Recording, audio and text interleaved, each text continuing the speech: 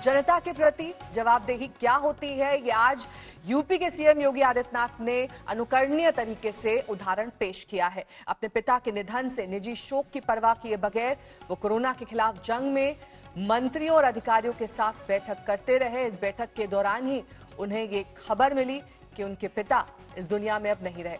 योगी ने कुछ देर पहले एक बयान जारी किया है जिसमें उन्होंने कहा कि अंतिम क्षणों में पिता के दर्शन की इच्छा थी, लेकिन कोरोना वायरस के खिलाफ यूपी की 23 करोड़ जनता के हित की लड़ाई में आगे बढ़ने की वजह से वो ऐसा नहीं कर सके। उन्होंने कहा कि लॉकडाउन की वजह से कल वो अंतिम संस्कार में शिरकत नहीं कर पाएंगे।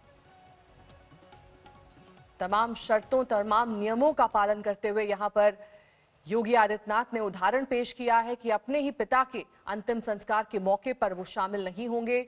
लॉकडाउन चल रहा है, ऐसे में जनता के हित का ख्याल रखते हुए योगी ने ये कड़ा और अहम निर्णय लिया है। कल पिता का अंतिम संस्कार होगा।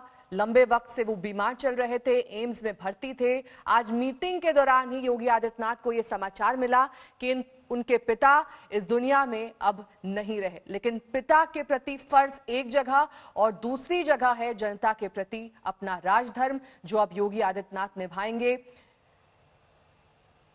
उन्होंने अब ये साफ कर दिया है। ये संदेश हम आपको दिखा देते हैं। अपने पूज्य पिताजी के निधन के मौके पर उन्होंने ये संदेश जारी किया है।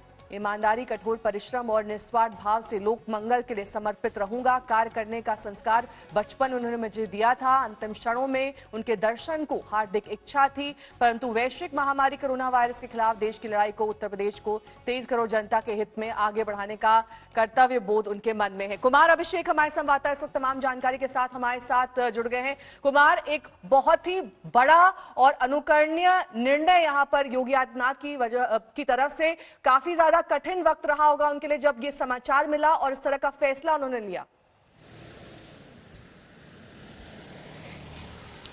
बिल्कुल नेहा, देखिए बीती रात से ही ये लगभग तय हो चुका था कि उनके पिता वेंटिलेटर पर हैं, लाइफ सपोर्ट सिस्टम पर हैं और किसी भी वक्त कोई भी दुखद खबर आ सकती है। आज जब वो अपनी टीम 11 की बैठक कर रहे थे सुबह 10 बजे, तब 10:44 पर उनके पिता ने आखिरी सांसें ली। उस वक्त उन्हें बताया गया, उनके साथ उनकी 11 जो टीम है नौकरशाहों की, वो सब मौजूद थी और तब उन्हें ये बात बताई गई, ये खबर दी गई।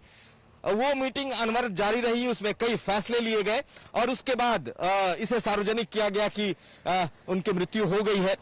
योगी आदित्यनाथ कल होने वाले जो उनका अंतिम संस्कार है उसमें शामिल नहीं हो रहे हैं और ये भी तय है कि इस वक्त चूंकि उत्तर प्रदेश जूझ रहा है इस कोरोना वायरस से और कह सकते हैं कि फ्रंटलाइन पर योगी आदित्यनाथ खुद इस लड़ाई को लीड कर रहे हैं।